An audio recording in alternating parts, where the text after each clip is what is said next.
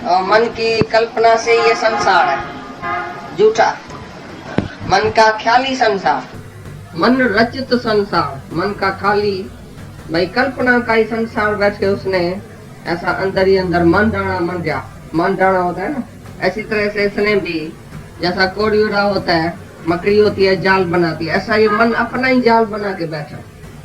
तो मन भी तुम्हारा इम्पोस्टर झूठा है भी नहीं, तो उसने जो जगत बनाया वो भी नहीं है, जो जगत का फर्ज धर्म माना वो भी तुम्हारा नहीं है, तुम्हारे में नहीं है, ये मन का ही धर्म है। मन जो झूठा बिल्कुल है ही नहीं।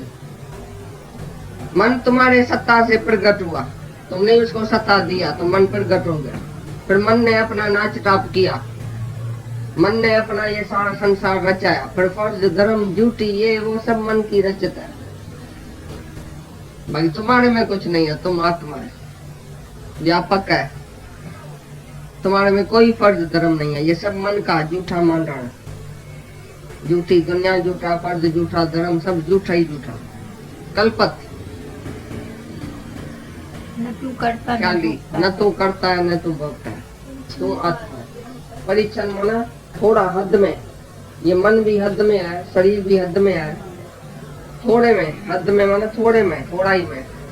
तुम अपने को बूंद समझता है, जीव समझता है, वो थोड़ा ही में है, पर बेहद का धनी है तुम आत्मा है, तुम बेहद है, व्यापक बोला ना इसके लिए, तुम सर्वव्यापी है आत्मा। तुम थोड़े इस देह में क्यों आया है, ये देह तो छोटी है, थोड़ी है, हद वाली है, इसका नाम है परिच्छन, परिच्छनता। ये जीव जो है वो परिच्छन है, और जो ब्रह्म है सो सर्वव्यापक है जी, अपरिच्छन, छोटी हद में आने वाला नहीं है तुम्हारी आत्मा, बंधने वाली है नहीं है, नहीं चलता है, हद चलिया हर कोई, बेहद चलिया कोई, और बेहद के बाजार में खड़ा कभी रहो। जब तुम बेहद में आएंगे तभी पूरा आनंद तुमको मिलेगा। हद मीन्स छोटा सा मकान, छोटा सा घर, छोटा परिवार, शरीर, उपाधि वाला, ये उपाधि होती है, छोटा समझते हैं, परिच्छन समझते हैं, लेकिन तुम अपरिच्छन है, सर्वव्यापी है। वो दृष्टा है, वो साक्षी है, वो ब्रह्म स्वरूप है, वो निरंजन है, वो सर्वव्यापी है, वो माना दूसरा। बोला तुम ऐसा बंधन में पड़ गया है, या अपने को जीव जान के दूसरे को दृष्टा समझता है। भगवान को अपने से अलग कर दिया, आत्मा को अपने से अलग कर दिया। हाँ, तो परम नहीं किसी जीव का कर्म नहीं करता,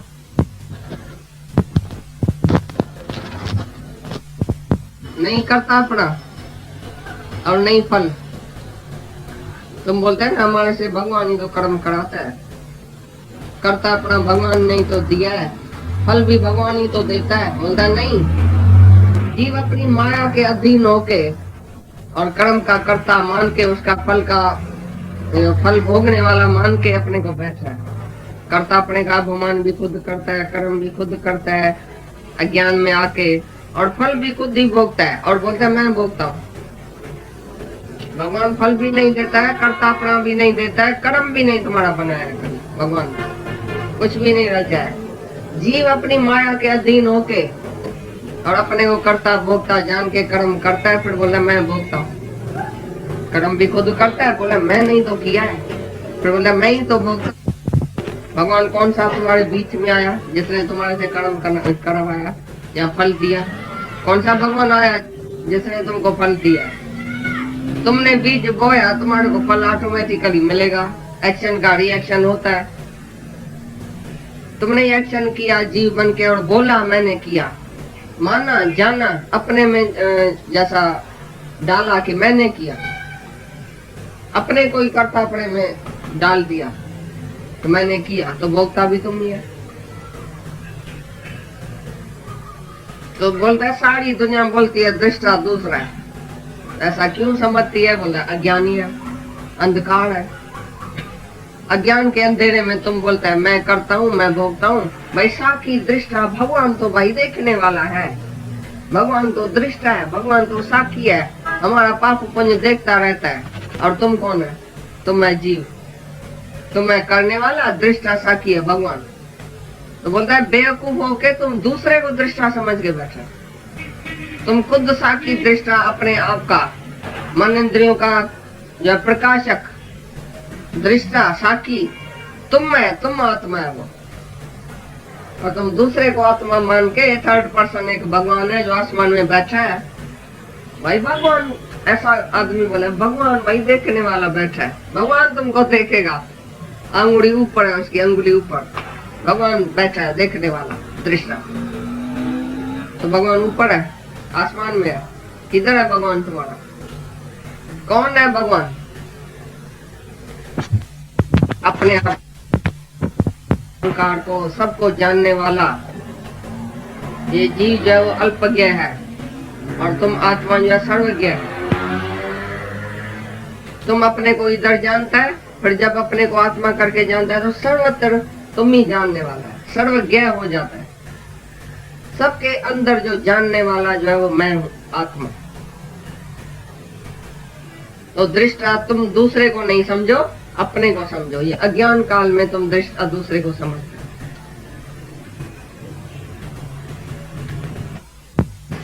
करता अपने के काड़ी और सांप, बड़े में बड़ा सांप होता है ना, वो तुम्हारे गले में पड़ा है रात तक। करता अपने के काड़ी और सांप ने तुमको डंक लगाया है, दसा है। अभी तुम मैं नहीं करता हूँ ऐसा विश्वास रख के और अमर अजय हो जाओ। बस इसका साधन कल यही बताया। भाई करता अपना कैसे जाए, कोई पूछता है ना, मैं मेरा करता अपना कैसे जाए, मेरे में तो आता है मैं करता हूँ। तो बोलता मैं नहीं करता हूँ, आज से ऐसा विश्वास रखो। मैं आत्मा हूँ, मैं नहीं करता हूँ, ये विश्वास रख के और अपने को सही से अलग करो तो करता अपना भोगता अपना मेरे में नहीं है, मैं आत्मा। ये साधन करो, पक्का दृढ़ विश्वास रखो कि मैं नहीं करता हूँ, मैं आत्मा हूँ, मैं कभी भी करता नहीं हूँ, मैं अकर्ता हूँ। हाँ कौन है? बस अली वजो मुकर जा। नहीं कभी बोलना जज के सामने। वकील जो होशियार होता है, तुमने पाप किया है बहुत, खून करके वकील के पास जाओ, फी भी बड़ी है, लेकिन जो होशियार वकील है तुमको बोला कभी भाषना नहीं, कभी बोलना नहीं उधर तो मैंने किया, तुम बस झूठे है, मैं जाके आप ही केस जो है वो जीत गया। तो गुरु है सच्चा वकील। कितना भी तुमने पाप किया है कल तक, जाके गुरु को बताओ, वकील को सच सच बताओ, फी भी देना। फी के साथ वकील तुम्हारी वकालत नहीं करेगा, फी जरूर चाहिए। जो फी तुम देगा तो तुम्हारा वकील अच्छी तरह से वकालत करेगा और तुमको बोलेगा तुम कम से कम बस जाए ना, कदम डो न बस जाए। अपना दोष अपने में नहीं बोलना कि मैंने किया है, बस तुम खाली ये काम करना, बाकी सब वकील का काम है। तो बोलता है, ये बोलता है भाई तुम कभी नहीं बोलना मैं करता हूँ, मैं नहीं करता हूँ, बस मुकर जा, अली वनो। तो पानी भगवान ताकि सजा दी दो ही कौन? यानी ठग लोग होते हैं क्या? बड़ा ठग होता है, कृष्ण भी बड़ा ठग था। खा पी करके कहते मैंने खाया ही नहीं, खाया ही नहीं, मैंने अन्न का दाना भी नहीं चखा है कभी। मुकर जा। वो दुर्वासा ऋषि था ना, वो ऐसा बोलता है भाई मैंने कभी नहीं खाया है। अरे गोपियां बोलती है तुमने अभी चाट के खाया, इतना बर्तन खाली करके दिया, मैं इतना भर के आई थी घर से, तुमने अभी चाटा बिल्कुल बर्तन को, खा के पी के डटा मोटा होके बोलता मैंने नहीं खाया। जमुना नंदी को बोलो कि दुर्वासा ऋषि ने कभी अन्न का दाना भी नहीं चखा हुए, वो पवन आहारी है, कभी आहार नहीं करता है, खाना नहीं खाता है। तो नदी तुम उतर जाओ। तो नदी उतर गई। प्रकृति को भी सच्चा आदमी चाहिए ना, प्रकृति भी ऐसा चेंज हो जाती है। ज्ञानी का खाली लफ्ज जो सच वाला है, सच वाला शब्द वो बोले तो बड़ा बड़ा सा हो जाएगा। क्राइस्ट ने बोला स्ट्रांग हो गया, तो उसी दिन तूफान था, बिल्कुल ऐसा सागर में तूफान था। क्राइस्ट ने खाली ऐसा हाथ रखा स्टॉप, तो तूफान स्टॉप हो गया। ऐसा हो सकता है कि नहीं? ब्रह्मज्ञानी के इशारे से प्रकृति चलती है, ब्रह्मज्ञानी पुरुष है, प्रकृति मेरी दासी है। तुम भी जब पुरुष परमात्मा में टिकेगा, आत्मा में, सारी प्रकृति तुम्हारी दासी हो जाएंगी। तुम ऐसे ही समझेगा प्रकृति मेरे इशारे पर चल रही है। जब रेन आएगा, बरसात होगी, तुम बोलेगा मेरी तो मर्जी थी। जब बंद हो गई, बोला मेरी तो मर्जी थी, बंद हो जाए। मेरी प्रकृति मेरे इशारे पर बिल्कुल राइट चलती है, इंसाफ पर। राजा है वो और रानी प्रकृति है।